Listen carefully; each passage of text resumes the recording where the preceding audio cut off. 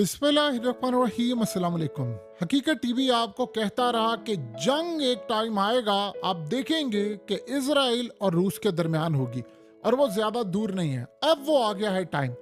अब कुछ इतना बड़ा होने वाला है, कुछ इतना खतरनाक होने वाला है कि शायद हमारे वहमो गुमान में भी ना हो। ये पॉसिबिलिटी है कि हम लोग उसको इमेजिन ना कर सके। जो इजराइल के साथ होने वाला है, जो मिडिल ईस्ट में होने वाला है, वो सब कुछ तितर बितर होने वाला है। आप सबसे बड़ी डेवलपमेंट समझ लें, रूस ने अपने 16 लाख, जी हां, रूस ने अपने 16 लाख शहरियों को इमीडिएटली इजराइल छोड़ने का हुक्म दे दिया है और कहा है कि आप लोग वहां पर रहेंगे तो आपकी जान को शदीद खतरा है, शदीद खतरा है। और ये पैगाम पुतिन के हुक्म पर इसराइल में रहने वाले रूस के एम्बेसडर ने दिया है और इमीडिएटली कहा है कि तमाम के तमाम शहरी फौरी तौर पर छोड़ दें, कोई शख्स इसराइल ट्रैवल ना करे। उन्होंने कहा कि अगर तो आप ये सोच रहे हैं कि आप ट्रैवल करेंगे इसराइल या इसराइल में रहेंगे और आप अपनी जान को शदीद रिस्क में डालने वाले हैं, तो बेहतर यह है कि आप निकल जाए। अब आप सोचें, सबसे बड़ी डेवलपमेंट का मीडिया समेत दुनिया में कहीं जिक्र ही नहीं है। अब जानते हैं सबसे बड़ी डेवलपमेंट क्या है? सबसे बड़ी डेवलपमेंट ये है कि ये जो 16 लाख के करीब लोग हैं, ये मिलिट्री में हैं, ये साइंटिस्ट हैं, ये इकोनॉमिस्ट हैं, ये बिलियनर हैं, ये बिजनेसमैन हैं, ये आईटी के अंदर है, ये पूरे इजराइल में छाए हुए हैं। अब सोचे क्या ऐसा होने वाला है इजराइल के अंदर कि इन्होंने क्या, आपको पता है कि जो सबसे बड़ी डेवलपमेंट है वो इससे भी ज्यादा है।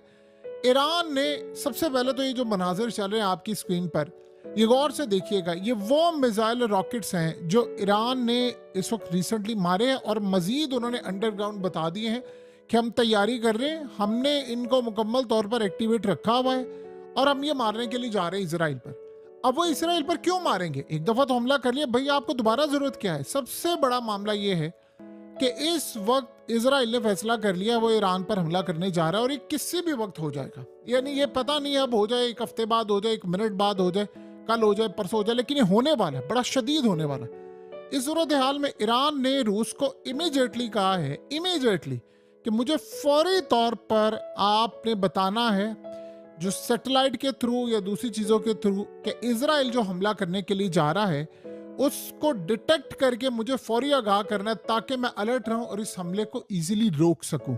यानी इनडायरेक्टली अब आप ये सोचें या डायरेक्टली सोचें कि रूस इस जंग में कूद पड़ा है इसराइल के खिलाफ। अब वो ईरान की करने जा रहा है मदद। अब ये पूरी तरह S-400 भी वहां पर मौजूद है, S-300 है, बाकी डिफेंस सिस्टम है, तैयारे हैं, रूस के रडार सिस्टम है, इक्विपमेंट्स है, सब कुछ है। अब वो असल में इसराइल का हमला रोकने के लिए जा रहे हैं।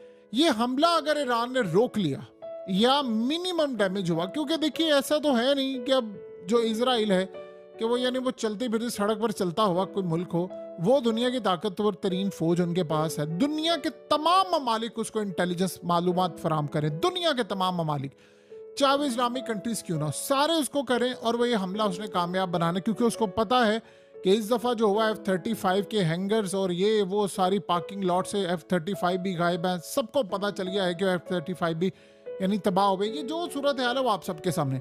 लेकिन कहानी ये है कि इस वक्त इसराइल ने इस हमले को कामयाब बनाना है और रूस ने आखिरी हद तक चाइना के साथ मिलकर कोशिश करनी है कि वो इस हमले को नाकाम करे। इसमें इनडायरेक्टली चाइना की भी मदद शामिल होगी। लिहाजा अब जो मामला होने जा रहा है, इन्होंने कहा है कि हमला करने के लिए जा रहा है इसराइल, तो आपने मदद करनी है। अब सवाल यहां पर यह पैदा होता है कि ये जो मनाजिर आपकी स्क्रीन पर चल रहे हैं, ये अंडरग्राउंड ईरान के उन मिसाइलों के मनाजिर हैं जो उन्होंने अब इसराइल को मारने हैं।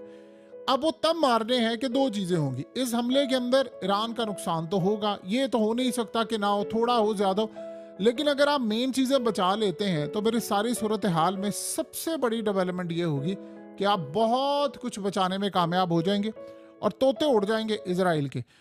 अब रूस इस जंग में बाकायदा शामिल हो गया है। अब आते हैं जो असल कहानी है। एक तो अब इन्होंने कहा है ना, यहां से तो आपको अंदाजा हो गया है कि रूस और इसराइल इस जंग में बाकायदा कूद पड़े हैं, यानी एक दूसरे के साथ लड़ाई में। और रूस टेक्निकली, याद रहे, बहुत ज्यादा पावरफुल है, वो कोई आम मुल्क नहीं है। यानी आप ये सोचें, जब इसराइल का कयाम होना था तो इनके यानी यहूदी पूरी दुनिया में अब बात है, चाहे वो इंडिया में हो, चाहे वो यूएस में हो। हम अक्सर कहते हैं कि यूएस से आए थे, यूरोप से आए थे। दुनिया में सबसे ज्यादा लोग जो आए थे वो सोवियत यूनियन से आए थे, यानी रूस से आए थे। तो आप यहां से अंदाजा लगा सकते हैं कि तकरीबन इस वक्त 16 लाख के करीब इजराइल के अंदर जो रहने वाले लोग हैं, चाहे वो फौज में हैं, जर्नैलों के ओहदे पर हों, चाहे वो साइंटिस्ट हो, प्रोफेसर्स हो, यूनिवर्सिटीज का हो मामला, यानी पढ़ाने वाले हो, स्टूडेंट्स हो, या वहाँ रहने वाले 16 लाख जो इजरायली हैं वो असल में रूसी शहरी। अब इन्होंने कहा है कि आप फौरी तौर पर, आप ये मत सोचे कि आपका ताल्लुक क्या है फलाना, आप पहले रूसी हैं बाद में आप इजरायली, क्योंकि आप रूस से आए थे, नेशनैलिटियां तो उनके पास है। तो उन्होंने कहा है कि आप फौरी तौर पर छोड़े और वापिस आए। क्यों? उन्होंने कहा आप हमारे शहरी हैं, अब आपकी जान को खतरा हो सकता है। उसकी वजह क्या है? क्योंकि उनको पता है कि जो जंग अब छिड़ने वाली है उसमें देखिए हुआ क्या है। ये जरा मनाजिर आपकी स्क्रीन पर चल रहे हैं। ये इन्होंने शाम के अंदर हमला किया है और रूस की जो मिलिट्री बेस थी उस पर इजराइल ने हमला किया है। अब जाहिर सी बात है, आपको पता है कि रूस के ऊपर जब हमला होता है तो वो आखिरी हद तक जाएगा, वो तो नहीं है छोड़ने वाला, अनआंसर तो नहीं रहेगा कि मैं उसको जवाब ना दूं ताकि अगला हमला करे।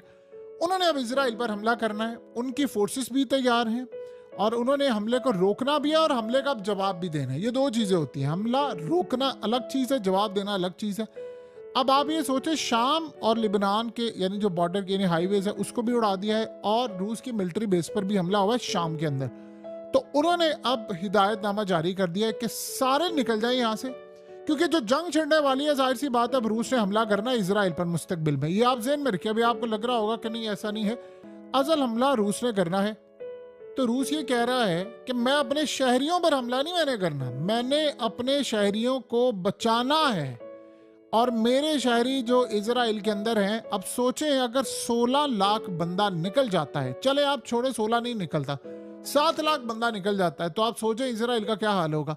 जो सारे वापस रूस चले जाते हैं, आईटी का फुकदान, आपके मुल्क में टैलेंट का फुकदान, डॉक्टर्स, इंजीनियर्स, एक्सपर्ट, ये सारे वो लोग हैं, ये बात याद रखिएगा, ये लोग रूस आते जाते रहते हैं। यानी ऐसा नहीं है कि वो इजराइल आबाद हो गए, ये छुट्टियां मनाने जाते हैं, अपने रिश्तेदारों को मिलने जाते हैं, क्योंकि लाखों के हिसाब से अभी लोग ऐसे हैं जो रूस में रहते हैं, इनके रिश्तेदार।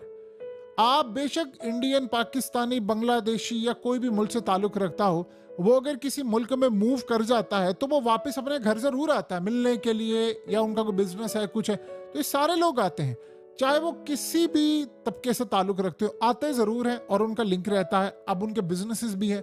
अब उन्होंने कहा है कि आप हमारे शहरी हैं, आप तो इजराइल के शहरी बाद में बने हैं, पहले तो आप यहाँ से होकर गए थे।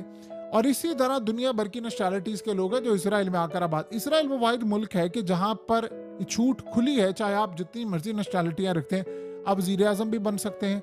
अब मिसाल के तौर पर नेतन्याहू, उसका ताल्लुक पोलैंड से है, अब उनका वजीर दिफा किसी का ताल्लुक ऑस्ट्रिया से, किसी का बरतानिया से, किसी का अमरीका से, किसी का, आपने देखा नहीं था ये हालिया रिसेंट ये जो कैदी हैं, अब क्या सामने आया था, चाइना से लेकर, फ्रांस से लेकर, यूएस से लेकर तमाम ममालिक के शहरी थे। तो पता ये चला जिनके बाद इसराइल ये पासपोर्ट है उनके बाद दूसरे भी हैं। तो इस सारी सूरत हाल में जो लड़ाई और मामला इस वक्त हुआ है वो आप सबके सामने आ चुका है कि कितनी बड़ी तादाद के अंदर ये सूरत हाल है। तो उन्होंने कहा कि निकलें, क्योंकि बड़ी तबाहकुन जंग छिड़ने वाली है और हमने भी हमला करना है और ईरान ने भी हमला करना है। उनको नजर आ गया है कि अब ये जो जंग होनी है, जाहिर सी बात है इजराइल ने हमला करना है, तो ईरान ने अब ये जो अपने मिसाइल दिखाया उन्होंने पलट कर दोबारा हमला करना है। और जब हमले होते हैं तो फिर जाहिर सी बात है सिविलियन उसकी जद में आएंगे, क्योंकि इन्होंने ईरान के अंदर हमला करना है, वहां पर प्लान ये कर रहे हैं आयतुल्लाह अली खामनाई को उड़ाने की, रिजीम चेंज की तैयारी कर रहे हैं, तो अगलों ने छोड़ना तो नहीं है।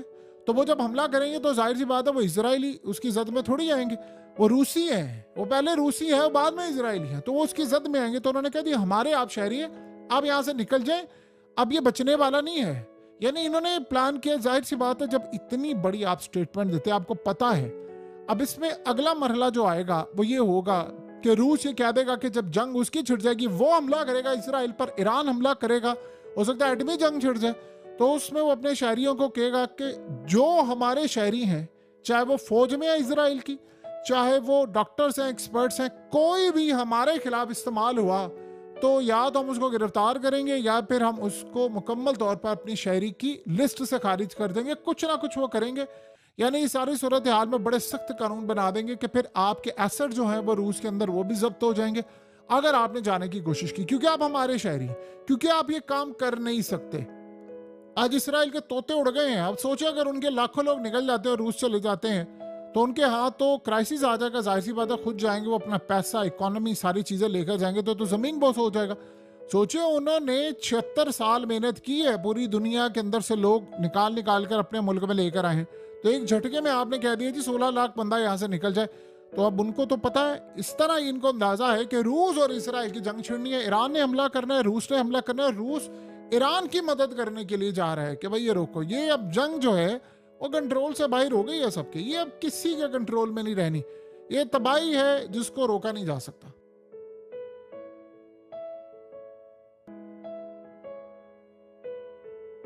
हकीकत टीवी को सब्सक्राइब करना मत भूलें, वीडियो को लाइक करें, शेयर करें और कमेंट सेक्शन में अपनी राय का इजहार जरूर करें।